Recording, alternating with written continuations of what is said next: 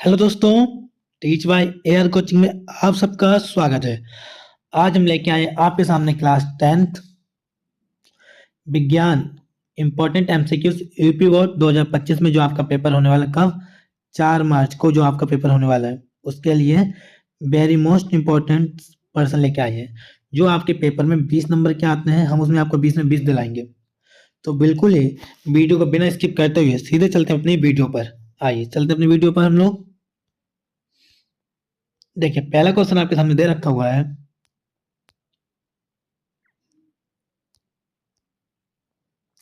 पहला क्वेश्चन क्या है आपके सामने? स्वपोषी पोषण के लिए आवश्यक है। जो लिखा है स्वपोषी पोषण के लिए आवश्यक क्या होता है? ऑप्शन है कार्बन डाइऑक्साइड तथा जल, क्लोरोफिल, सूर्य का प्रकाश, उपरोक्त सभी। तो एक चीज याद रखिए, जो स्वपोषी पोषण होते हैं उनके लिए ये तीनों चीजें जरूरत होती है। कार्बन डाइऑक्साइड भी जरूरत होता है, क्लोरोफिल भी, सूर्य का प्रकाश भी। तो इसका राइट आंसर क्या होगा? उपरोक्त सभी।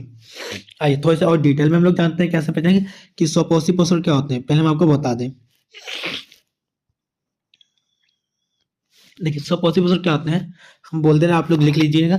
स्वपोषी पोषण जीवित जीवों द्वारा अपना भोजन तैयार करने की प्रक्रिया को स्वपोषी पोषण कहते हैं। स्वपोषी पोषण क्या होते हैं? जो जीवित जीवों द्वारा अपना भोजन तैयार करने की प्रक्रिया को ही स्वपोषी पोषण कहते हैं।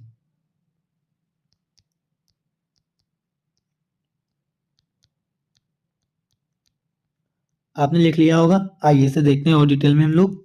ये देखिए आपके सामने लिखा हुआ है स्वपोषी पोषण। पोषण का वे तरीका, देखिए आपके सामने लिखा है, पोषण का वे तरीका जिसमें जीव अपने आसपास के वातावरण में उपस्थित सरल अजेय पदार्थ जैसे CO2, carbon dioxide,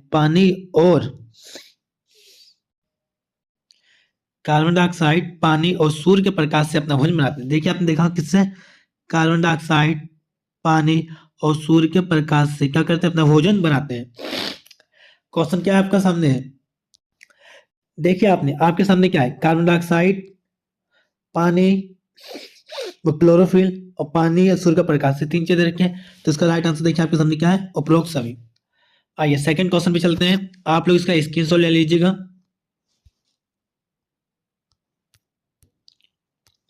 second question आपके सामने है, मैग्नीशियम पाया जाता है। मैग्नीशियम किसमें पाया जाता है?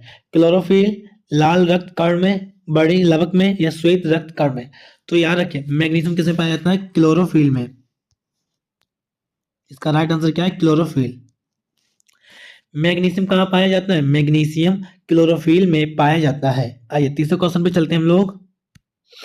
ये देखिए आपके सामने आंसर दे रखा है इसमें। आइए तीसरे क्वेश्चन पे चलते हैं।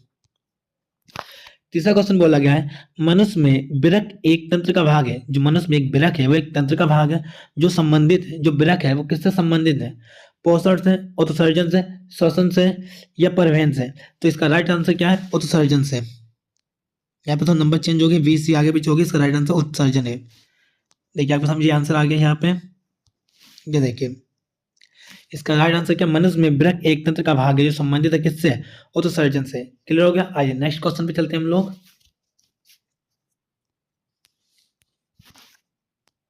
फोर्थ क्वेश्चन आपके सामने है, प्रकाश संश्लेषण द्वारा किसकी प्राप्ति होती है? जो प्रकाश संश्लेषण जो सूर्य द्वारा प्राप्त होता है, जो सन की लाइटों से, उसको किसके द्वारा किसकी प्राप्ति के लिए होता है? वसा के लिए, प्रोटीन के लिए, ग्लूकोज के लिए, प्रकाश के लिए। तो याद रखिए जी किसके लिए होता है? ग्लूकोज के लिए होता है। और ग्लूकोज का रासायनिक नाम क्या होता है वो देंगे। ग्लूकोज का रासायनिक सूत्र है C6H12O6। कोई पूछे कि प्रकाश संश्लेषण द्वारा किसकी प्राप्ति होती है तो आप सीधे बोलिएगा ग्लूकोज की। और ग्लूकोज में रासायनिक सूत्र क्या है? C6H12O6। आइए फिफ्थ क्वेश्चन पे चलते हैं। ये देखिए इसका राइट आंसर आपके सामने यहाँ भी दे रखा, देखिए हमने आपको। क्लियर हो गया? आइए चलते हैं फिफ्थ क्वेश्चन पे हम लोग। फाइव क्वेश्चन आपके सामने बोला गया है, निम्न में से कौन सा पदार्थ लेंस बनाने के लिए प्रयुक्त नहीं किया जाता है? तो इसका आंसर क्या होगा? जल, कांच, प्लास्टिक, मिट्टी। जल के यानी कांच के द्वारा भी लोगों ने देखा है कि लेंस बना लेते हैं, कांच के द्वारा भी, प्लास्टिक के भी, पर मिट्टी के कोई भी लेंस नहीं बनता। तो उसका राइट आंसर क्या हो गया? मिट्टी।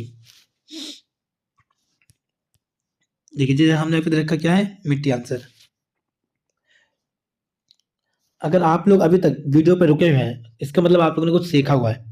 तो अगर आप लोग ऐसे ही वीडियो देखने के लिए अपने इस चैनल AR कोचिंग को सब्सक्राइब करें और वीडियो को जितना हो सके उतना वीडियो को शेयर करें एंड वीडियो को लाइक करें। और अगर वीडियो कैसी लगी वो भी आप लोग कमेंट में बताइए, जिससे हमें मोटिवेट मिलता है और हम आपके लिए और अच्छी मेहनत करते हैं वीडियो बनाने के लिए, जो आपके एग्जाम रिलेटेड होते हैं। आइए चलते हैं सीधे अपने 6th क्वेश्चन पर। 6th क्वेश्चन आपका है 6 नंबर पे। एक उत्तल लेंस की फोकस दूरी 15 सेंटीमीटर है। क्या है? एक उत्तल लेंस की फोकस दूरी 15 सेंटीमीटर है। इससे 30 सेंटीमीटर की दूरी पर स्थित वस्तु का प्रतिबिंब बनेगा। वस्तु का प्रतिबिंब कैसा बनेगा वो बताना गया। ऑप्शन आपके सामने है।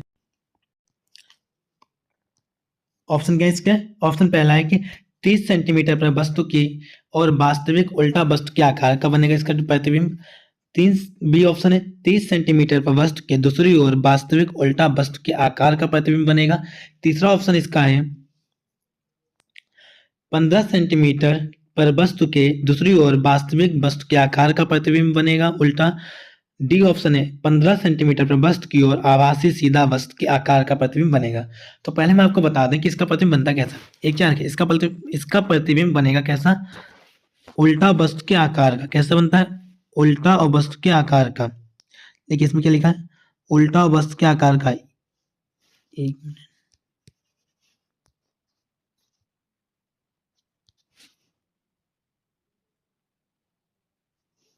ठीक है। इसमें क्या लिखा? उल्टा वस्तु के आकार का, ये भी सही है। वस्तु के आकार का है, इसमें क्या लिखा है? वस्तु के आकार का। तो ये दोनों तो होने से कैसा बनता है? उल्टा भी तो बनता है। तो इसका देखिए ये दो तो ऑप्शन पहले कट गए हैं, इसमें ये दो होंगे नहीं। दूसरा पूछेगा कैसा बनता है। अब यार क्या, इसका प्रतिबिंब बनता है दूसरी ओर। कैसा बनेगा? दूसरी ओर बनता है। वास्तविक तो बनता है पर दूसरी ओर बनता है। तो इसका यहाँ पे देखिए दूसरी ओर मिल गया। तो इसका राइट आंसर ये होगा। पर कैसे होगा वो हम आपको बताते हैं सॉल्व करके। देखिए यहाँ पे हम आपके सामने सॉल्व करते हैं। देखिए सवाल में हमें दे रखा था इसमें F 15 सेंटीमीटर और U दे रखा था हमें 30 सेंटीमीटर। एक चीज रखें, हम लोग उत्तल लेंस में फोकस को हमेशा प्लस मानते हैं। उत्तल लेंस में फोकस हमेशा कैसा होता है? प्लस। और हमसे पूछा कि प्रतिबिंब को बोलते हैं हम लोग बी। अब लगाएंगे हम लोग इसका लेंस का सूत्र। ये चीज में दे रखी है। लेंस का सूत्र क्या होता है?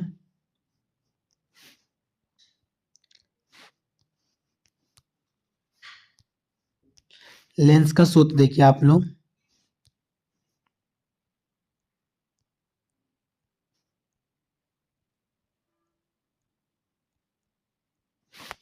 लेंस का सूत्र क्या है? 1/f बराबर 1/v माइनस 1/u। ये आपका लेंस का सूत्र हो गया। हम इसी को मेंशन करके आगे सॉल्व करेंगे अपना आंसर। देखिए पहले तो हम डायरेक्शन चेंज कर लें, ज़्यादा सही रहेगा। हमसे पूछेगा बी को किधर भी लिख लें, कोई दिक्कत नहीं है। तो 1/f ऐसे लिख लिया हम लोगों ने। जब माइनस का यू इधर भेज देंगे तो प्लस का 1/u बराबर के 1/v। क्यों बी पूछा गया। अब देखिए f का मान कितना है वो लिखते हैं। 1/f का मान है 30 प्लस 1/u का मान है माइनस के 30। नीचे लिख लेते हैं।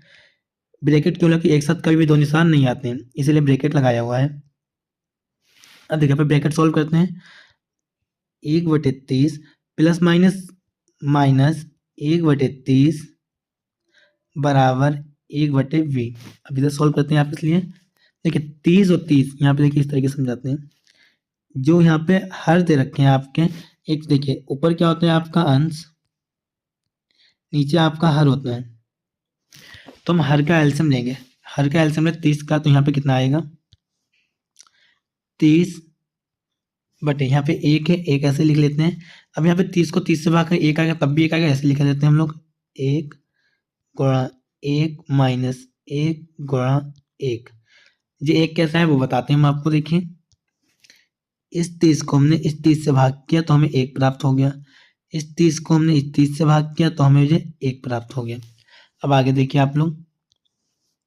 अब देखिए निशान गुणा का है तो 1 की गुणा 1 से करेंगे तो 1 आ गया, माइनस के 1 की गुणा 1 से करेंगे 1 आ गया, बटे में 30। अरे 1 मिनट कहीं पे मिस्टेक हो गई है।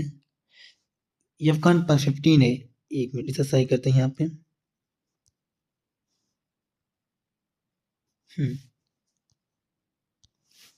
यहाँ पे 15 आएगा। यहाँ 15, 15 को 30 से भाग गया तो 2 आएगा यहाँ पे, तो यहाँ पे भी सही करते हैं। 2 एक कम 2, अब सही। 2 में से 1 गया तो बचेगा 1/30। अभी हम लोग देख रहे हैं बी का मान बटे में उतना है, तो ये 1/30 बराबर है किसके?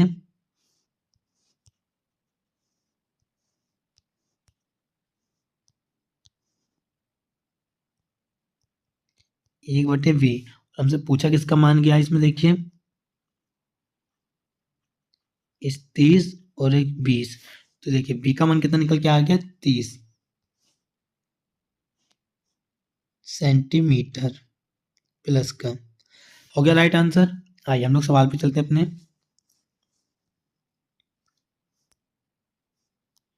एक सवाल में ये देखिए 30 सेंटीमीटर दे रखा है यहाँ पे भी, और कैसा दूसरी ओर वास्तु का उल्टा वस्तु के आकार का।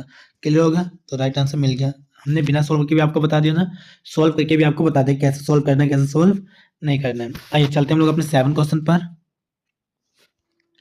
देखिए आपके सामने यहाँ आंसर भी दे रखा है। 7 क्वेश्चन आपके सामने दे रखा है। किसी वस्तु का आभासी एवं आकार में बड़ा प्रतिबिंब बनाने के लिए कौन सा दर्पण का उपयोग करना चाहिए?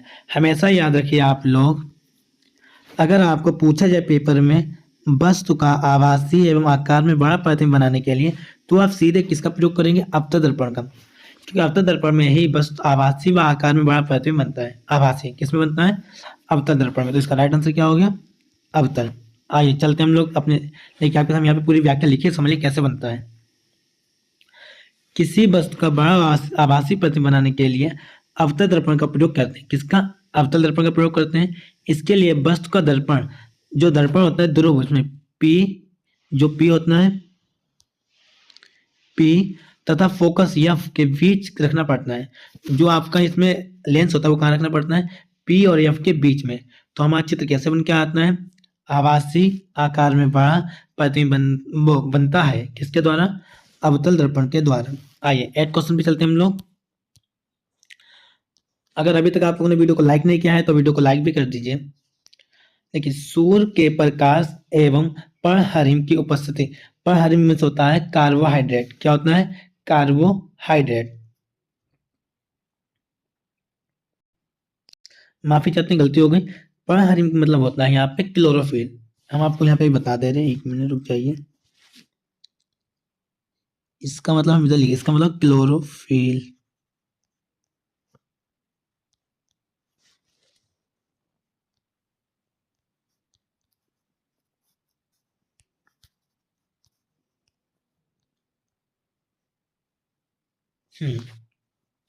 पूछा गया सूर्य के प्रकाश एवं पराबैंगनी क्लोरोफिल की उपस्थिति में CO2 यानी कार्बन डाइऑक्साइड, H2O यानी कि जल के संयोजन से निम्नलिखित में से कौन सा यौगिक तत्व बनता है? तो इसका सीधे आंसर हम आपको बता दें, हम दोनों में से कौन सा यौगिक तत्व बनता है। तो इसका राइट आंसर आपके सामने क्या है? ग्लूकोज। कैसे बनता है वो हम आपको बताते हैं। देखिए सबसे पहले सूर्य के प्रकाश में उपस्थित कार्बन डाइऑक्साइड, यानी कि हम लोग क्या कहते हैं, कार्बन डाइऑक्साइड और पानी को एक साथ मिलाते हैं। ऐसा समझ लीजिए आप लोग, जैसे यहाँ पे लिखते हैं हम लोग CO2 और यहाँ पे H2O, इन्हें मिलाते हैं तो हमें क्या प्राप्त होता है? एक साइड में ग्लूकोज। क्या प्राप्त होता है? ग्लूकोज यानी C6। अभी हमने आपको ग्लूकोज का सूत्र बताया था, आप लिखिए कमेंट में HO6। आप लोग जब जब वीडियो को देखिएगा तो आप लोग कमेंट करिए, इसके आंसर में दीजिए करें, हम आपके कमेंट को पढ़ते भी हैं, देखते भी। देखिए इतना अब क्या प्राप्त होगा हमें? गैस कौन सी? Oxygen O2।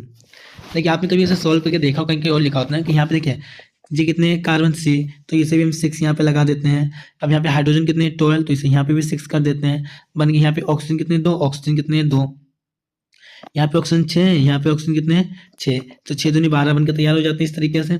तो आप लोग वैसे भी इसे बना सकते हैं, कोई दिक्कत नहीं है। यहाँ पे 2 करके, तो उतना नहीं हम आपको बता रहे हैं, आपको सिंपल बता रहे हैं कि आप 1 मिनट जो इरेज करें जो भी हमने लिखा हुआ है, जिससे आप लोग कंफ्यूज ना हो जाए।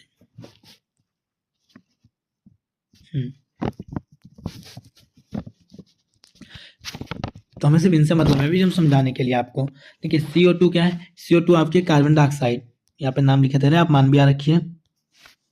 CO2 क्या है आपकी कार्बन डाइऑक्साइड, ये नीचे लिखा हुआ है, आप इधर देख लीजिए।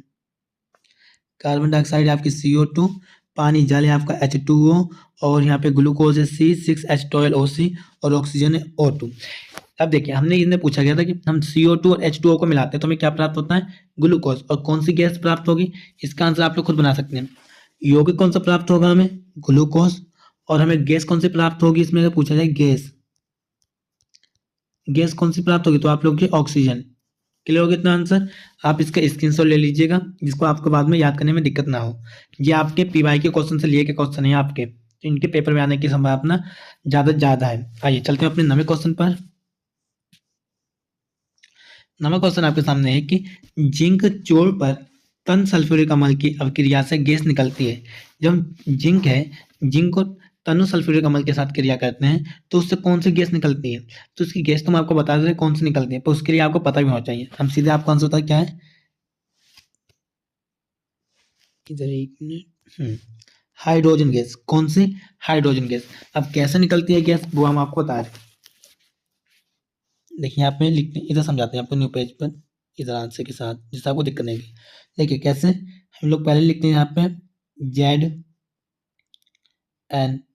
प्लस H2SO4, दोनों का समीकरण करने से हमें प्राप्त हो रहा है ZnSO4, सही बना दे, 4 प्लस H2। क्लियर। अब एक चीज और सीख लीजिए आप, यहाँ पे हम कलर चेंज करके बताते हैं। ये जो आपका एरिया इसे बोलते हैं अभिकारक,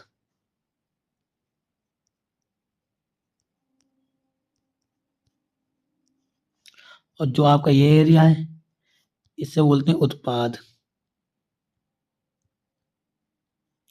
अब देखिए कौन सी गैस प्राप्त हुई हमें, H2 हाइड्रोजन।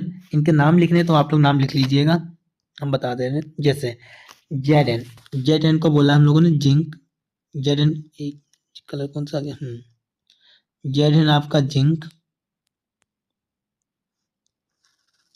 H2SO4 क्या है, ये आपका तनु सल्फ्यूरिक अम्ल।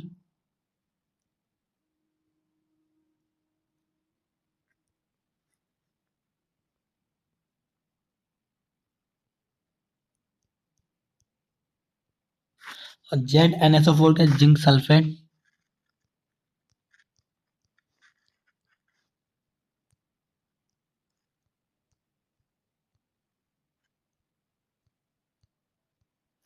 और जो H2 है दे रखा है, ये आपकी है हाइड्रोजन गैस, इधर लिख दे रहे हैं, देखिए यहाँ पे लिखा हुआ है।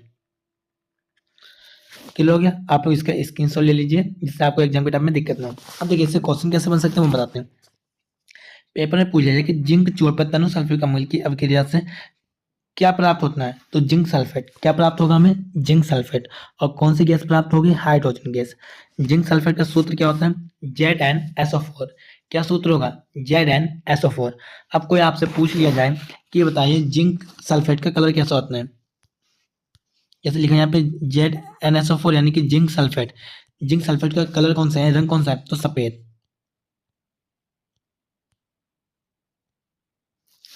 पेपर में आ जाए कि बताइए जिंक सल्फेट किस रंग का होता है, तो आप लोग सीधे आंसर क्या देंगे, सफेद रंग का। 3-4 क्वेश्चन आपके क्लियर हो गए। आइए 10 क्वेश्चन पे चलते हैं हम लोग अपने। 10 क्वेश्चन आपके सामने दे रखा है।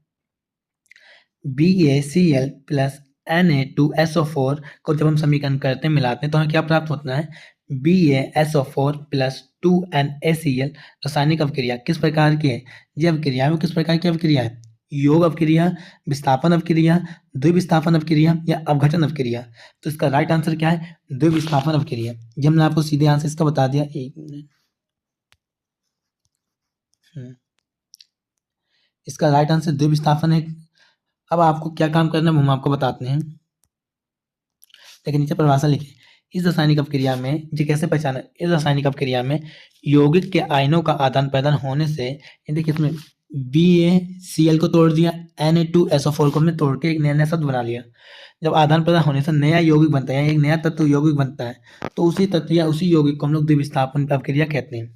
अब यहाँ पे जो नाम लिखे हमने BaClNa2SO4 प्लस BaSO4 2NaCl, इन सब के आपको नाम बताइए है क्या चीज। ये आपका SW वर्ग है। इन सभी के नाम आप लोग हमें कमेंट बॉक्स में बताइए। हम आप उम्मीद करते हैं कि आप लोग हमें इसका आंसर बताइएगा, जिससे आपके साथ साथ और बच्चों की हेल्प हो जाए और आपकी कितनी तैयारी हो जाए, जो पता चले कि जो लोग वीडियो में अंत तक देखते हैं तो हमने कितने बच्चों को वर्ग दिया है। वीडियो में कोई गलती हो गई हो तो आप लोग हमें कमेंट में बताएं, हम उस गलती का सुधार करने की कोशिश करेंगे। जब तक के लिए आप लोग अपनी इसी मेहनत से तैयारी करते रहिए। हम जल्द ही मिलेंगे एक नई वीडियो के साथ। जब तक के लिए जय हिंद दोस्तों।